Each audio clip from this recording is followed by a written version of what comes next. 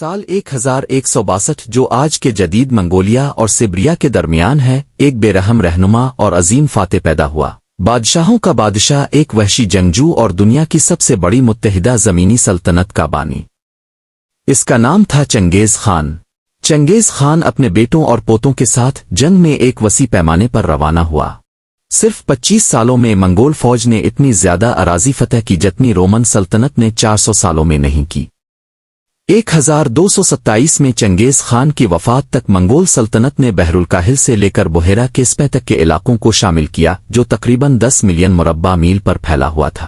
یہ سلطنت وسیع تھی، جس کا رقبہ افریقی براعظم جتنا تھا، اور یہ امریکہ، کینیڈا، میکسیکو، وسطی امریکہ اور کیریبین جزیروں کے مجموعے سے بھی بڑی تھی۔ اس نے چنگیز خان کو دنیا کے سب سے کامیاب فوجی کمانڈروں میں سے ایک بنا دیا۔ چنگیز خان کا اصل نام تیموجن تھا، جو 1162 میں ایک مقامی سردار کے بیٹے کے طور پر پیدا ہوا۔ کہا جاتا ہے کہ وہ خون کے لوتھڑے کو پکڑ کر پیدا ہوا تھا، جو آسمان سے ایک نشان تھا کہ وہ ایک عظیم جنگجو بنے گا۔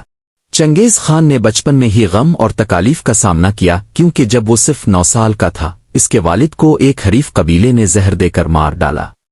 اس کے والد کی وفات کے بعد قبیلے نے چنگیز خان اور اس کے خاندان کو چھوڑ دیا، کیونکہ منگول قبیلے صرف ایک مضبوط اور عزت دار رہنما کی پیروی کرتے تھے، جس کی وجہ سے انہیں اپنے آپ کو دشوار حالات میں پیڑوں میں زندہ رہنے کے لیے مجبور ہونا پڑا۔ اسی دوران چنگیز خان نے اپنے سوتیلے بھائی کو مار ڈالا تھا، جس پر الزام تھا کہ وہ کھانا جمع کرتا تھا جبکہ دوسرے لوگ بھوک سے مر رہے تھے۔ یہ عمل اگرچہ بے رحم تھا، چنگیز خان کی الفابیر کر سامنے آنے والی بے رحمی اور اپنی خواہشات کو پورا کرنے کے لیے ذاتی یا قبائلی تنازعات کو نظر انداز کرنے کی عکاسی کرتا تھا۔ اس کے بعد چنگیز خان کو قبیلے پر اختیار حاصل ہوا، اور جلد ہی وہ اپنے بچپن کے دوست اور خون کے بھائی جموکا کے ساتھ قبیلے کی قیادت کرنے لگا۔ لیکن چنگیز خان کی زندگی سکون کے لیے نہیں تھی۔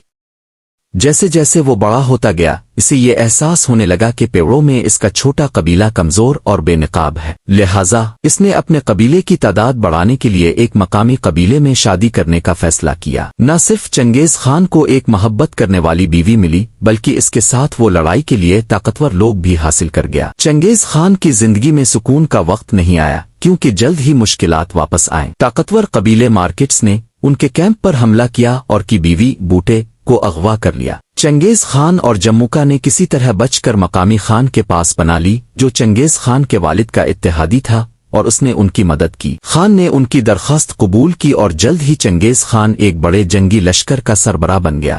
چنگیز خان نے تیزی سے اپنی قیادت کی مہارت کو ثابت کیا۔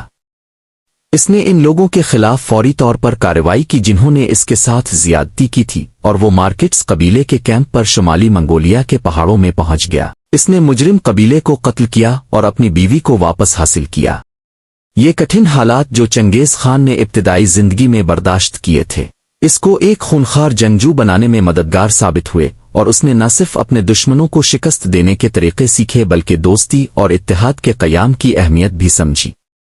جیسے جیسے وقت گزرا، قبیلہ تقسیم ہو گیا، کیونکہ دونوں رہنماؤں کے درمیان بنیادی اختلافات واضح ہو گئے تھے۔ چنگیز خان ہر جگہ سے ٹیلنٹ کی قدر کرتا تھا، جبکہ جموکا کا ماننا تھا کہ صرف ان لوگوں کو عزت دی جانی چاہیے جن کا نسب بلند ہو۔ یہ نظریاتی اختلاف دونوں کے درمیان تفرقہ کا سبب بن گیا، اور آخرکار ایک علیحدگی کی صورت اختیار کی، جس میں جموکا نے اپنا ایک الگ قبیلہ تشکیل دیا۔ 2 سال بعد دونوں دوبارہ ملے۔ اس دوران جموکا کے آدمیوں نے چنگیز خان کے چھوٹے اور کمزور قبیلے کو تباہ کر دیا، اور جموکا نے جو جرنیل گرفتار کیے، اس نے انہیں گرم تیل میں آبال کر مار ڈالا۔ جب چنگیز خان نے ان خوفناک موتوں کے بارے میں سنا تو وہ غصے سے بھر آیا۔ یہ صرف ایک فوجی شکست نہیں تھی، بلکہ ایک ذاتی دھوکہ تھا۔ اس لمحے نے اس کے دل میں انتقام کی آگ جلا دی، اور اس دن سے اس نے عہد کیا کہ وہ کبھی شکست نہیں کھائے گا۔ 1204 میں دونوں آخرکار ایک اہم معرکے میں آمنے سامنے ہوئے، جو منگول قوم کی بقا کے لیے نہایت اہم تھا۔ منگول سپاہی تیر اندازی اور گھڑ سواری میں تربیت یافتہ تھے، اور جب جنگ کا آغاز ہوا تو انہوں نے ان صلاحیتوں کو جان لیوا اثر سے استعمال کیا۔ ان کی تیروں کی حد 500 یارڈ تھی۔ منگول فوج کا نظام بھی میرٹاکریسی صلاحیت کی بنیاد پر تھا، اس لیے چنگیز خان کی فوج انتہائی حوصلہ افزا اور وفادار تھی۔ جنگ سے پہلے اس نے اپنے ہر سپاہی کو 5 آگ کی لکڑیاں جلانے کی ہدایت دی، تاکہ جموکا کے جاسوس یہ دیکھ کر خوفزدہ ہوں کہ چنگیز خان کی فوج بہت بڑی ہے۔ اس سے دشمن میں دہشت پھیل گئی۔ جیسے ہی صبح ہوئی، دونوں فوجیں ایک دوسرے کے قریب آئیں، اور جیسے ہی وہ فاصلے میں آ گئیں، चंगेज खान की फौज ने एक साथ तीर छोड़े और घड़सवारों के हमले से जम्मुका की फौज को तबाह कर दिया। चंगेज खान ने फिर कुछ घड़सवारों के साथ पीछे हटने का नया खेल खेला, जिससे जम्मुका का लश्कर उसके मंसूबे के मुताबिक फंस गया और वो बेरहमी से कत्ल कर दिए गए।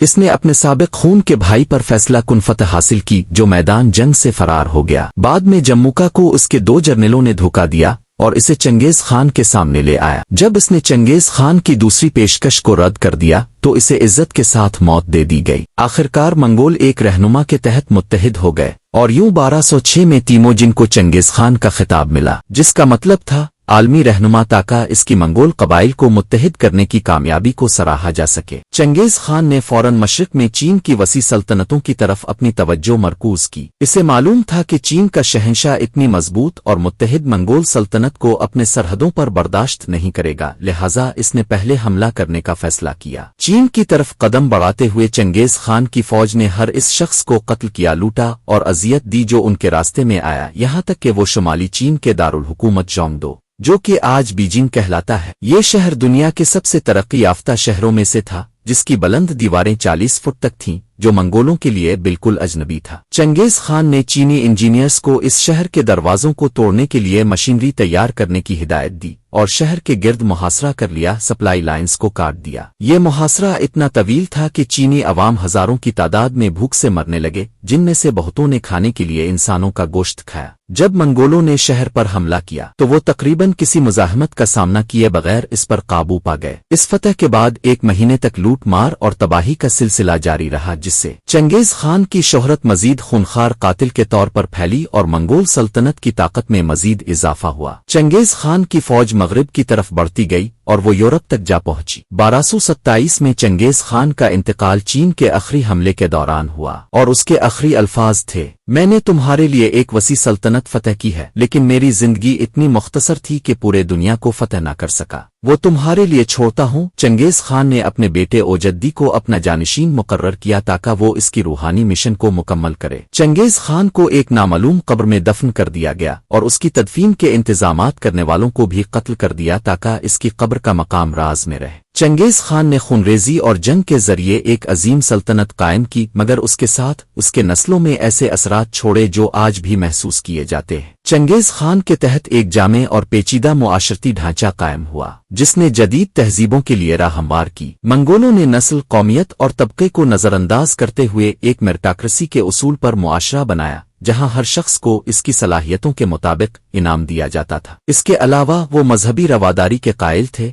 और इस तरह मंगोल सल्तनत दुनिया की सबसे ताकतवर सल्तनत बन गई। चंगेज खान ने मंगोल कबाइल को मुत्तहिद करने की कोशिश में हर कबीले को जमीन दी और एक ऐसा कानूनी निज़ाम कायम किया जिसमें यकसा सजाएं रखी गईं ताकि तमाम शहरी एक ही कानून के तहत रहे। इसने मंगोलों की गुलामी पर पाबंदी लगाई, जिससे तमाम शहरियों में मुसावात को फरोग मिला। इसने ताजिरों की हिफाजत भी फराहम की, जिससे अजीम सिल्क रोड की बहाली हुई, जिस पर सामान और टेक्नोलॉजी मशरिक से मगरिब तक मुंतकिल होने लगी। इस तरह चंगेज खान ने एक ऐसी सल्तनत कायम की जो न सिर्फ खून और जंग की बदौलत जानी जाती है, बल्कि एक ऐसा मुआशरती निज़ाम भी फराहम किया जिसने साइंसी, सकाफती और तिजारती तरक्की के दरवाजे खोले। तारीख से मुताल्लिक मजीद हकीकत पर मबनी कहानियों के लिए लाइक और कमेंट्स करें।